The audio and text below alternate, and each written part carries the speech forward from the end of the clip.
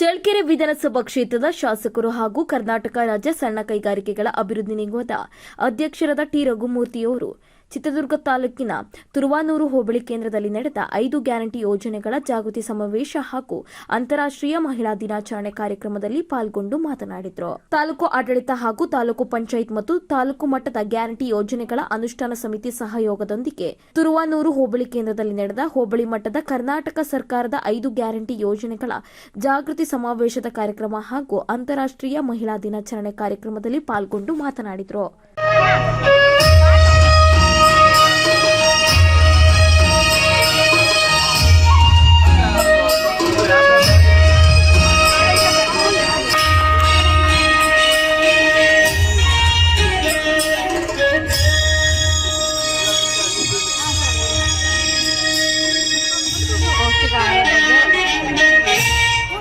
ಮಹಿಳೆಯರೇ ತಯಾರಿಸಿ ಮಹಿಳೆಯರೇ ಸಿದ್ಧಪಡಿಸಿ ಮಾರಾಟಕ್ಕೆ ಅಣಿಯಾಗಿರುವಂತಹ ಉತ್ಪನ್ನಗಳನ್ನು ಮಾನ್ಯ ಗೌರವಾನ್ವಿತ ಶಾಸಕರು ವೀಕ್ಷಣೆ ಮಾಡ್ತಾ ಇದ್ದಾರೆ.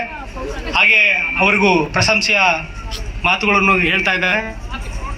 ಅತ್ಯಂತ ಕೂತ್ಕೊಳ್ತಿದ್ದೇನೆ. ಹಾಗೆ ಗೌರವಾನ್ವಿತ ಗ್ರಾಮ